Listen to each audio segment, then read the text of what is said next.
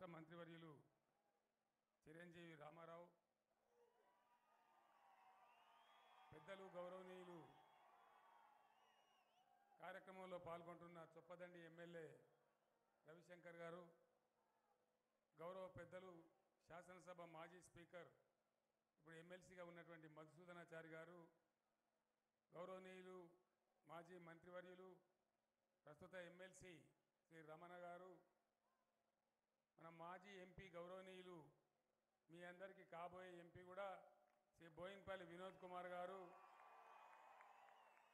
ప్రస్తుతం రాజ్యసభ సభ్యులుగా పార్లమెంట్ మెంబర్గా ఉన్నటువంటి గౌరవనీయులు పాత కరీంనగర్ జిల్లా వాస్తవ్యులు శ్రీ దామోదర్ రావు గారు, ఆప్కాబ్ చైర్మన్ గౌరవనీయులు శ్రీ రవీందర్ రావు గారు, జిల్లా అధ్యక్షులు మా ఆగన్న గారు, ఇక్కడ స్థానిక సంస్థల ప్రజాప్రతినిధులు, జడ్పీ చైర్మన్ గారు, మున్సిపల్ చైర్మన్ గారు, ఎంపీపీలు, జడ్పీటీసీలు, ఈరోజు సిరిసిల్ల నియోజకవర్గం నలుమూలల నుంచి ఈ కార్యక్రమానికి తరలివచ్చినటువంటి అన్నాదమ్ములకు, అక్క చెల్లెలకు అందరికీ హృదయపూర్వక నమస్కారాలు. ఎన్నికలు చల్మెడ పేరు చెప్పన్నా? చల్మెడ గాలి బాగానే ఉన్నది. వేములవాడ అభ్యర్థి శ్రీ చల్మెడ లక్ష్మీ నరసింహరావు గారు, వారి అభిమానులు, మీ అందరికీ కూడా అభినందనలు. సిరిసిల్ల నా 70 ఏళ్ల జీవితంలో కనీసం ఒక 170 సార్లు నేను తిరిగినటువంటి జిల్లా ఈ సిరిసిల్ల జిల్లా. ఇక్కడ బంధుత్వాలు, బాంధవ్యాలు, ఆత్మీయతలు, ఎంతోమంది నా క్లాస్మేట్లు ఉన్నటువంటి ప్రాంతం ఈ సిరిసిల్ల. నిజంగానే ఇప్పుడు నేను హెలికాప్టర్లో వస్తూ ఉంటే అప్పర్ మానేరు నుంచి సిరిసిల్ల వరకు ఒక సజీవ జలధారగా మళ్ళీ అప్పర్ మానేరు మారింది. అది చాలా సంతోషమని నేను తెలియజేస్తా ఉన్నా.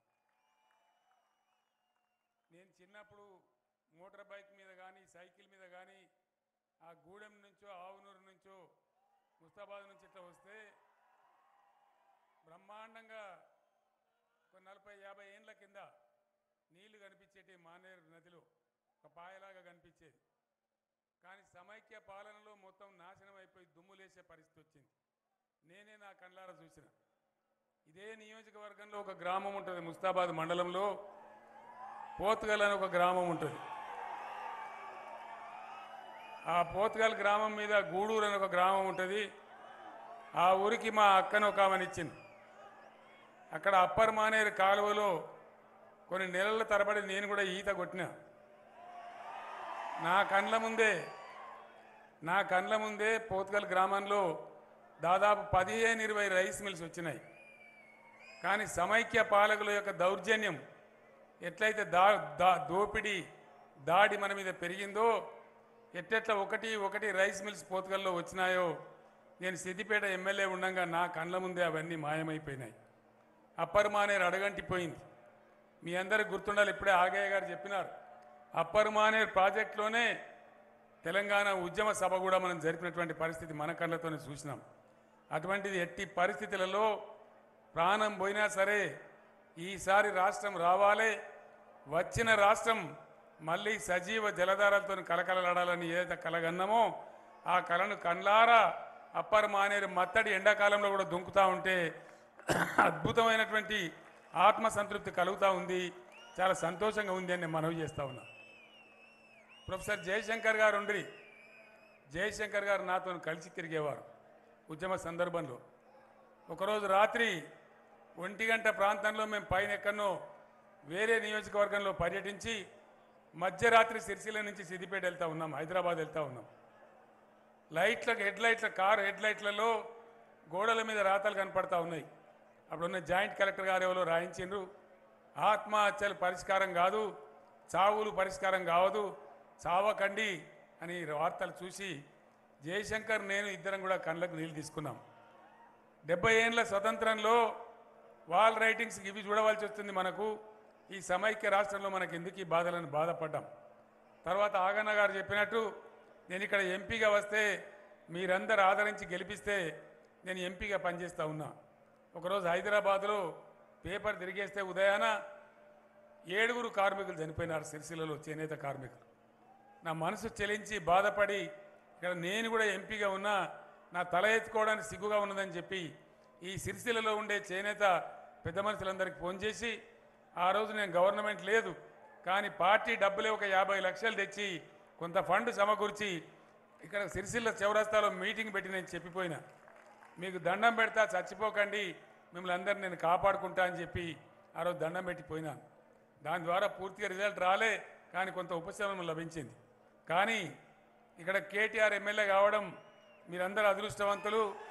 అతను చేనేత కార్మికుల గురించి, ఆ చేనేత మంత్రిగా కూడా ఆయనే ఉండడం వల్ల ప్రతిసారి ప్రతి మీటింగ్లో నాతో పోరాటం చేసి చేనేత కార్మికులకు కావాల్సినటువంటి అవసరాలు, ఇక్కడ మరమగ్గాలు ఏవైతే ఉన్నాయో వాటన్నిటికి కావాల్సినటువంటి అవసరాలు, వాటిని ఆధునీకరించడానికి డబ్బులు, ఇవన్నీ కూడా తెచ్చి సిరిసిల్లలో చేనేత కార్మికుల పరిస్థితిని మార్చి ఆత్మహత్యలు చేసుకునే స్థితి నుంచి, దుస్థితి నుంచి ఈరోజు కొంచెం చల్లగా బతికేటువంటి పరిస్థితి తెచ్చినందుకు నేను రామారావును కూడా హృదయపూర్వకంగా అభినందిస్తూ ఉన్నా. ఇక్కడ ఉండబడే చేనేత పెద్దలకు, ఇక్కడ ఉండబడే ఇప్పుడే మిత్రులు రమణ గారు, వారు కూడా చేనేత వర్గానికి చెందినవారే. నా పక్కన కూర్చొని ఇప్పుడు ఒకటే మాట చెప్తా ఉన్నారు, షోలాపూర్ ఎట్లయితే ఉంటుందో సిరిసిల్ల అట్లా కావాలని మేము కోరుకుంటా ఉన్నాం, భవిష్యత్తులో ఇంకా మీ ఆశీస్సులు ఉండాలని వారు నాకు చెప్పినారు. నేను ఒక్కటే మాట మీ అందరికీ హామీ ఇస్తా ఉన్నా, ఈసారి మీ ఆశీస్సులతో డెఫినెట్గా మళ్ళీ మనమే గెలవబోతా ఉన్నాం. తప్పకుండా గ్యారంటీగా ఇక్కడ చేనేత కార్మికుల అవసరాలన్నీ కూడా తీర్చడానికి నేను, ప్రభుత్వం మీ వెంట ఉంటుందని చెప్పి నేను హృదయపూర్వకంగా హామీ ఇస్తా ఉన్నా. కొంతమంది దుర్మార్గులు ఉంటారు, ప్రతి విషయాన్ని కూడా నీచాతి నీచంగా రాజకీయాలు చేసే చిల్లరగాళ్ళు ఉంటారు. వాళ్ళు ఎప్పుడు ఉంటారు, ఉండరని మనం అనుకోవద్దు, ఉన్నారు అని మనం చిన్నపోవద్దు. చేనేత కార్మికులు బతకాలి, మరమగ్గాలు నడవాలి. ఎట్లా నడవాలి? వాళ్ళకి పని పుట్టియాలి, ప్రభుత్వమే ఆ బాధ్యత తీసుకోవాలి.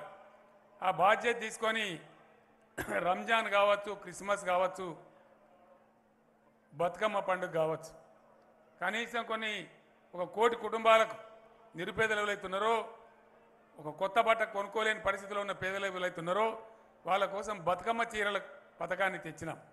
ఎక్కడెక్కడైతే ఈ మరమగ్గాలున్నాయో వాళ్ళందరికీ పని కల్పించే విధంగా తెచ్చినాం. ఒక 300-400 కోట్ల రూపాయలతోని ఇక్కడ పరిశ్రమకు పని దొరుకుతూ ఉంది, పేదలకు బట్టలు కూడా అంతా ఉన్నాయి. కానీ కొంతమంది దుర్మార్గులు దాన్ని కూడా చీరలు తీసుకుపోయి కాలబెట్టి మాకు గీ చీరలు ఇస్తారా, గా చీరలు ఇస్తారంటే నిన్ను ఎవరు కట్టుకోమన్నారు నాకు అర్థంగా జబర్దస్తి ఉందా? నిన్నెవరన్నా బతిలాడిందా? ఆ చీరలు కేవలం చీరల కోసమే కాదు, ఇక్కడ ఉరిపెట్టుకొని చచ్చిపోయి అప్పుల పాలైన చేనేత కార్మిక బిడ్డల కన్నీళ్లు తుడిచేటువంటి ఒక గొప్ప మానవతా దృక్పథంతో చేపట్టిన పథకం అది. ఇక్కడ ఉన్న ఎమ్మెల్యే శ్రీకారం చుడితే దాన్ని క్యాబినెట్ ఒప్పుకొని, గవర్నమెంట్ ఒప్పుకొని వాళ్ళని ఎట్టన్నా కాపాడుకోవాలని చేసినాం. ఇవేవి లేకుండా సోయి తప్పి ఇట్లా దుర్మార్గాలు చేసే వాళ్ళు కూడా ఉంటారు. ఇవాళ కూడా నిన్న మనం మేనిఫెస్టో ప్రకటించినాం. ఏం చేసినాం? మనము ఆదరాబాదరాగా ఓట్ల కోసమని అడ్డగోలు అబద్ధాలు చెప్పలే, అట్లాంటి అవసరం మనకు లేదు. మీ అందరికి తెలుసు, కళ్యాణ లక్ష్మి మొట్టమొదలు పెట్టుకున్నాడు, మనకు భయం ఉండే, పరిస్థితి ఎట్లా ఉంటుందో తెలియదు.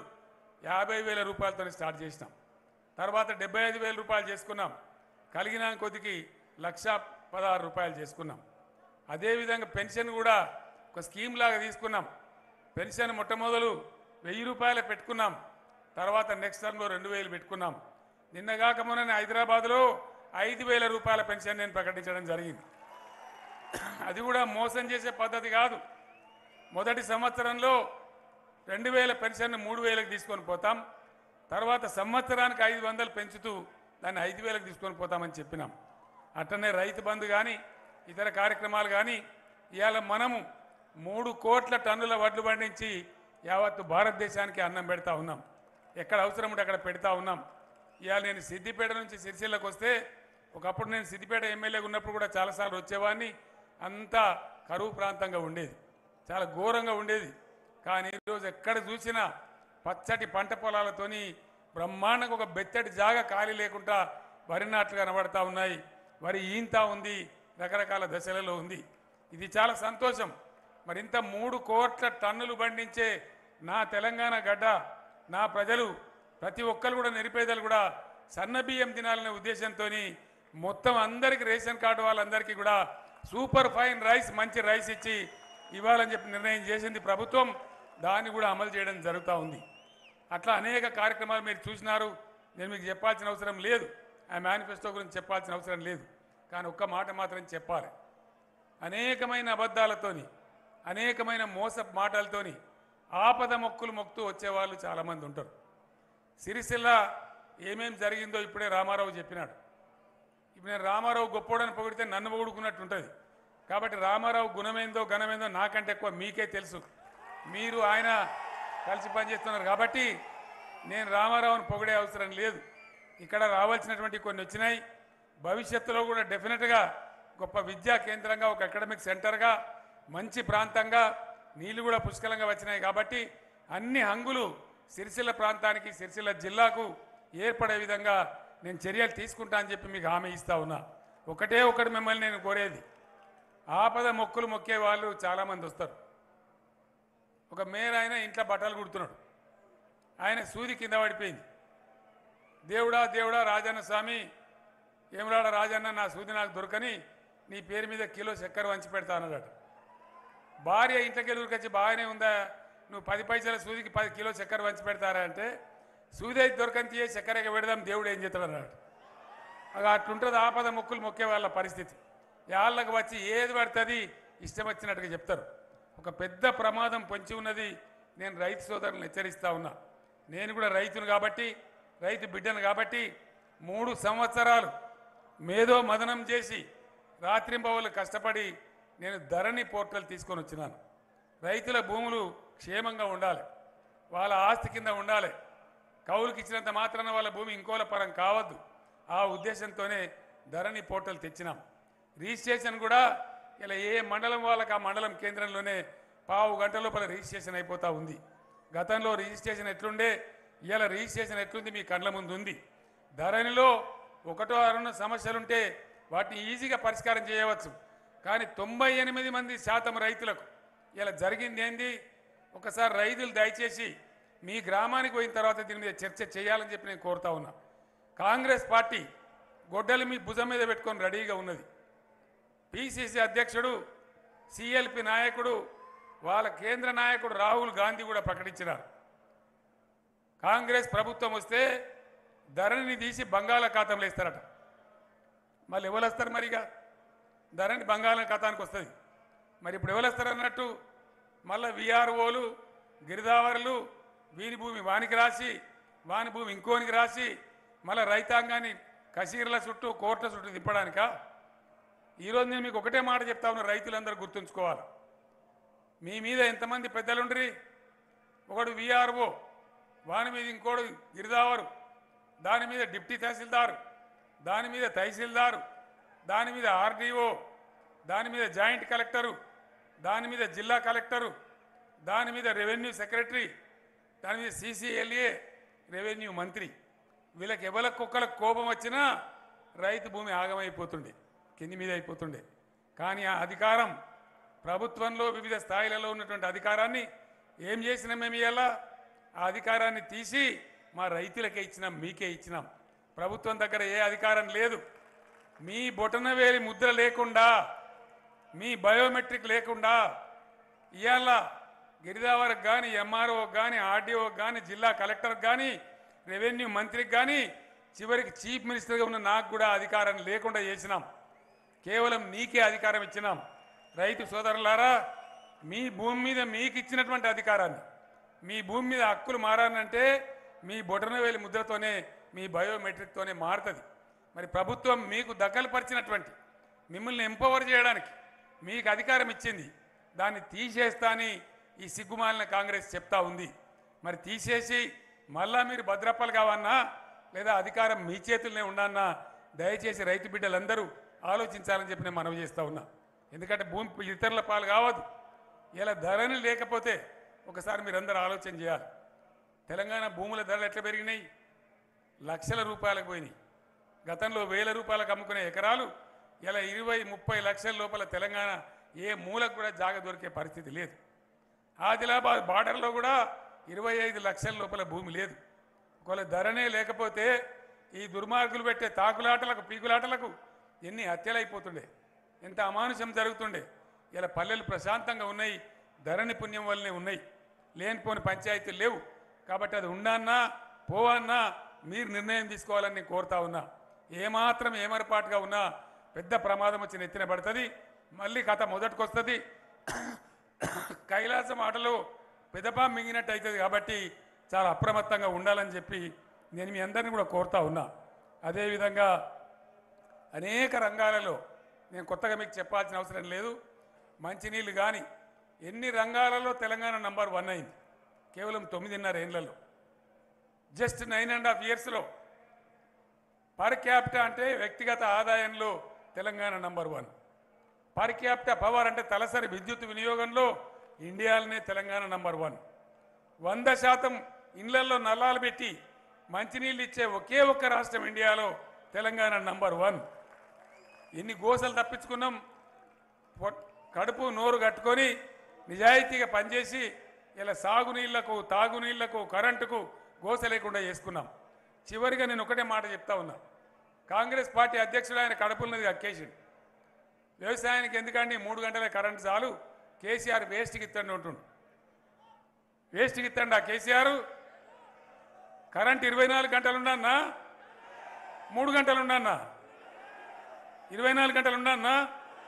24 గంటలు ఉండాలంటే వాళ్ళు చేతులు లేవటారు. ఒకసారి కెమెరాలు అక్కడ దింపురా బాబు, కెమెరాలు. ప్రజలు ఏమంటుందో తెలియని ఈ విధంగా ఎక్కడ అడిగినా, రాష్ట్రం మొత్తంలో ఎక్కడ అడిగినా 24 గంటల కరెంట్ ఉండాలని అంటున్నారు. ఈ శాతగాని కాంగ్రెస్కు గతంలో ఎన్నో అవకాశాలు ఇచ్చినాం. 60 ఏళ్ళు వాళ్ళే పరిపాలించిండ్రు. వాళ్ళు ఎన్నడూ కూడా కడుపు నిండా మనకు కరెంట్ ఇయ్యలే. ఇటు మగ్గాలు బంద్ అవుతుండే, అటు వ్యవసాయాలు బంద్ అవుతుండే, రాత్రి పోయి తెల్లందాకా పాము కాట్లు తేలికాట్లు మరణాలు సంభవిస్తుండే. ఆ దుర్మార్గం అంతా పోయింది. ఇవాళ మొత్తం ఇండియాలో ఒక మాట మీరు ఆలోచన చేయాలి. ప్రధానమంత్రి రాష్ట్రంలో కూడా 24 గంటల కరెంటు రాదు. ఒక్క తెలంగాణ రాష్ట్రంలో మాత్రమే 24 గంటల కరెంటు ఉంది. అంటే ఎందుకు సాధ్యమైంది? కేసీఆర్ మొండి పట్టుదల. ఖచ్చితంగా నా రైతులకు అట్లా రావాలని మొండి పట్టుదల పట్టి చేసినాం. ఇదే నరేంద్ర మోడీ మీకు 30,000 రూపాయలు కట్ చేస్తాం బాయిల కాడ మీటర్లు పెట్టకపోతే అంటే, నీ 30,000 తీసుకొని మలిచి పెట్టుకో, నాకు అవసరం లేదని బాయిలకు మీటర్లు మనం పెట్టలే. ఇవన్నీ కూడా సత్యాలు. ఎలక్షన్లు అప్పుడు వచ్చి ఏదో అవాకులు చెవాకులు చెప్పడం కాదు. ఈ విధంగా ఒక నిబద్ధతతోని రైతాంగం బాగుపడాలి, పల్లెలు చల్లగా ఉండాలి, అన్ని వర్గాల ప్రజలు బాగుండాలని మనకు కులం లేదు, మతం లేదు, జాతి లేదు, అందరినీ కలుపుకొని ముందుకు పోతా ఉన్నాం. ఫైనల్గా నేను చెప్పేది ఒకటే మాట. హిందువులు ముస్లింలని పంచాయతీలు పెట్టే దుర్మార్గులు కూడా ఉన్నారు. కానీ మన రాష్ట్రం అటువంటిది కాదు. అన్నదమ్ముల్లాగా ఉన్నాం, కలిసి ఉన్నాం, 100 సంవత్సరాలు సహజీవనం చేసినాం. మొన్నకు మొన్న గణేష్ నిమజ్జనం, మిలాదున్ నబీ 2 పండగలు వస్తే మన తెలంగాణ ముస్లిం పెద్దలు 2 ఒకటే రోజు బాగుండదు, గడబలయ్యే అవకాశం ఉంటుందని మిలాదున్ నబీ వేరే రోజున పెట్టి బ్రహ్మాండంగా చేసినారు. ఇది గంగా జమున తహజీబ్ అంటే, ఇది సంస్కారం అంటే. భారతదేశానికే గొప్ప ఉదాహరణగా నిలిపినటువంటి మన ముస్లిం సోదరులు, హిందూ సోదరులు అందరూ కూడా అభినందనీయులు. మనం అదే కీర్తిని కాపాడుకోవాలని మిమ్మల్ని కోరుతా ఉన్నా. నేను ఇంకా మీకు పెద్దగా చెప్పాల్సిన అవసరం లేదు. మీరన్నీ తెలిసిన వాళ్ళు. మీ దగ్గరనే మంచి నాయకుడు ఉన్నాడు, మంచి భవిష్యత్తు ఉండే నాయకుడు ఉన్నాడు. కాబట్టి మీరందరూ కేటీఆర్ను మరొకసారి దీవించి కారు గుర్తుకే ఓటు వేసి గెలిపించాలని విజ్ఞప్తి చేస్తూ నేను మీ దగ్గర సెలవు తీసుకుంటా ఉన్నా. జై తెలంగాణ, జై తెలంగాణ. కారు గుర్తుకే, కారు గుర్తుకే. ధన్యవాదాలు. Thank you.